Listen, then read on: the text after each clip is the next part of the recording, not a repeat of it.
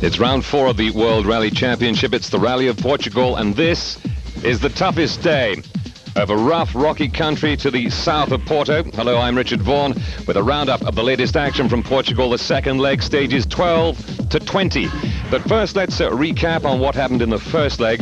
And it was all good news for Marcus Grönholm. Grönholm, the 32-year-old Finn who's been climbing the ladder of rallying for 12 years, really making the Peugeot sing. His first championship victory in Sweden. Here in Portugal, he had clutch problems on stage 6. The engine died just before he got home. Luckily, it fired up again. Grönholm ended the day leading the rally. But there were some big casualties, amongst them world champion Tommi Mäkinen. That was the moment. Mäkinen hit a tree stump, damaged the steering in the Mitsubishi. The car had been way off the pace early on in the rally. Choosing tyres that were too hard was the problem on regraded roads. And Mäkinen finishing it all there after hitting that tree stump. Colin McRae also out on stage 9. He won the rally in 98-99, but the engine blew up. The new engine, Ford knew they were taking a risk running the car with this engine, and it all came to naught. Paul McRae finished only once in the last 12 rallies. Juha Kankkunen finished on stage number 4. He simply said, well, I was driving too fast and left the road. Nice of him to be so honest. So we had 3 former world champions already out. And the position at the end of the first leg, Marcus Grönholm in the Peugeot leading 28 seconds ahead of Carlos Sainz. Richard Burns in the Subaru Impreza, the new Subaru, in 3rd place. And Harry Rovanperä in the Toyota Corolla, 4th. Ahead of Petter Solberg and Didier Auriol in the Seat. So, the second leg begins. Marcus Grönholm is first out, being the overnight leader. 529 kilometers all told, including 155 on special stages to the south of Porto. This is special stage number 12. And being the leader on gravel, not necessarily an advantage, because you clear the track for the next guys to some extent. Carlos Sainz, 2nd overall, was that next guy, just over 28 seconds behind.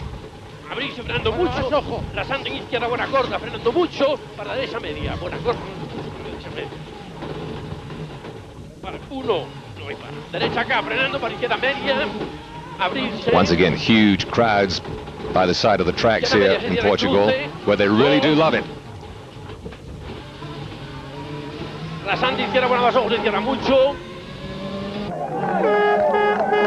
Richard Burns for Britain in the new Subaru, developed in secret over the past year or so, got all sorts of new configurations under the bonnet.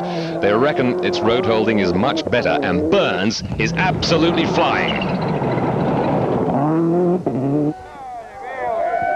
Grönholm again in his 5th Portugal rally. He's never finished one yet. Peugeot cautiously optimistic despite a lack of durability in Kenya. Richard Burns starting the day in 3rd place, but after 3 stages he's 2nd overall, only 11 seconds behind Grönholm.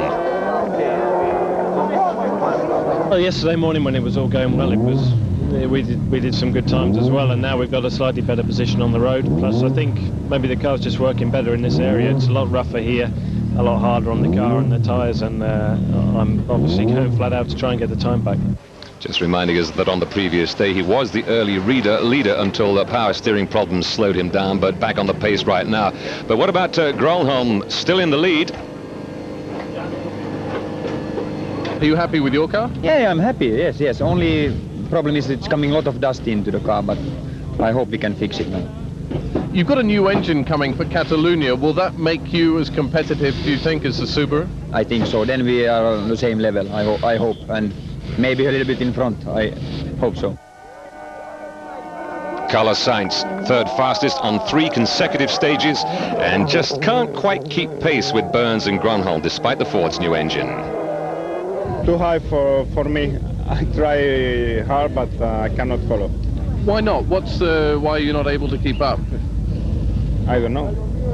You've got this new engine. Is it proving to be as good as you'd hoped for this rally? We always said that the differences are small, you know. You cannot expect to have a new engine now with 20% more horsepower or whatever. It's nearly impossible. And Petter Solberg in the other remaining Ford Focus, the young Norwegian confirming his talent, challenging Harry Rovanperä in the Toyota for 4th spot. Solberg, 25 years of age, his first World Championship rally just a couple of years ago, and last year replaced the injured Thomas Rådström in the Safari Rally and finished 5th in his first competitive drive in the Ford Focus. One to watch for sure. Solberg making his challenge. Rovanperä, meanwhile, with no works team to support him, having a great drive in the Toyota. But Solberg up to 4th, just behind his teammate Carlos Sainz. In the Safari Rally, Solberg had to let Sainz beat him. Team orders, you know. Are you happy with your place, or do you think you can get even higher up? You know who is on 3rd place, it's Carlos. So now I'm very happy with the 4th place. I'm trying to keep that now, and maybe for next year we can push and maybe try to get even higher. As for Harry Rovanperä, he's damaged his Toyota, but it's not serious. And at the end of stage 14, down to 5th spot, 1 minute 12 behind the leaders, in a non-works car, remember. Pretty good stuff from Rovanperä. Are you trying to show people something? Are you trying to show them that you should be in one of the works cars? Of course, always is you need doing the best, and now is I'm so lucky his car working so well, and new car and little bit different feeling with the car also, and of course because that is first time for me with the Toyota, and we need to go faster. We all need to go faster. Don't forget, that's the man who used to have a regular drive with Seat. Didier Auriol is still with Seat, the veteran. Problems on stage 13 for him, lost 48 seconds. He said the car was zigzagging everywhere. Power steering failed on stage 14. And the world champ of 1994 slipping down somewhat from 6th to 10th spot. Tony Gardemeister from Finland in the second Seat. Well, he's had problems as well. Ericsson is out in the Hyundai. We'll pick up the story again from Portugal after the break. Don't go away. The Portuguese rally and battle continues. The leader, Richard Burns, the 29-year-old who lives at Kidlington near Oxford in the new Subaru Impreza 2000 and driving with incredible self-belief. Marcus Grönholm, 32-year-old Finn, in the Peugeot 206. His father was a rally driver, incidentally. Killed practicing rally driving, but Grönholm still determined to do well. Hasn't been put off by that. Richard Burns, though, just that little bit quicker. Fastest of all, in fact, on stages 16 and 17. 50, flat right minus over jump. 50, easy right plus the slight right over big jump. 70, easy right plus and easy right. Go 150. Flat right 20. Flat right minus 50. It was this drive that gave Burns the lead. In fact, stage 17. Right plus to flat right 50. Crest 30. Car really running well just now. I'm pretty confident about the car, and the only thing I'm concerned about is tonight. If they choose to run this last stage, it's going to be a big disadvantage for us, because it means we have to run in the dust at night when there's no air to move the dust at all, and it's going to be quite bad. So at the end of stage 17, Grönholm 10 seconds behind Burns overall, but as the light begins to fade, he will have the advantage of running first. If we run in the dark, yes, I can have a small advantage, yes. That's true. Do you think it's enough to get your lead back? We will see. We have to drive first, and then we can talk more, and we have a new day tomorrow. Petter Solberg in the Ford Focus, fastest on stage 15, and absolutely thrilled about it. His first stage win in the World Championship, but clutch problems forcing him to retire on special stage number 19. So the bad news at the end of the day for him, but he's going to take a lot of heart from the way he's driven in the Portuguese rally. Petter Solberg in the third of the Ford Focuses, and the second of them to retire after Colin McRae the previous day. Well, towards the end of the day, big controversy. Things are running almost an hour late because of an accident involving Leal, a local Portuguese driver, and now a combination of fading light very little wind and lots of dust, creating big visibility problems. Richard Burns having 3 narrow escapes apparently, and taking his foot off the gas and losing the lead on stage 19. Should that stage have been run? Absolutely not. We're trying to drive flat out, trying to win this rally. I'm not prepared to risk the people's lives who are standing by the side of the road in the thick dust. The organisers should not have run this stage.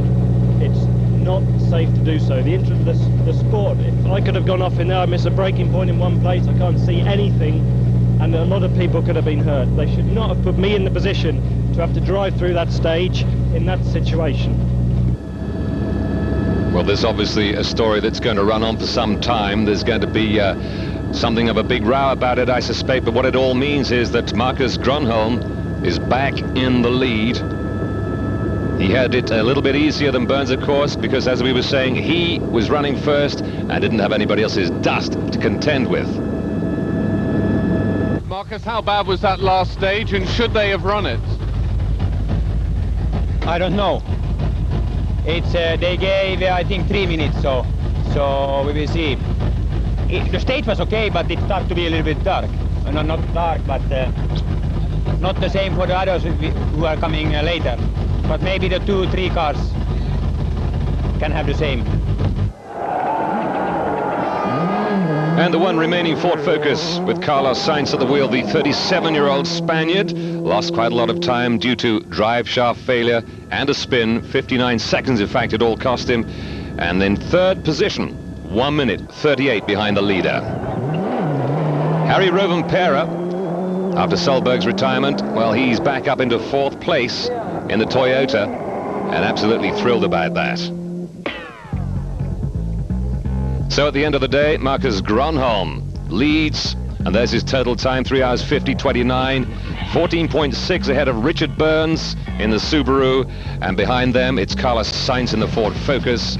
Rovanperä, 2 minutes and 6 seconds off the pace, and Francois Delacour in the second Peugeot, 3 minutes back. We have the final day of the rally coming up tomorrow. It's going to be exciting stuff, and look out possibly for more controversy. It'll be at 10:15 British time tomorrow night. That's 23:15 CET.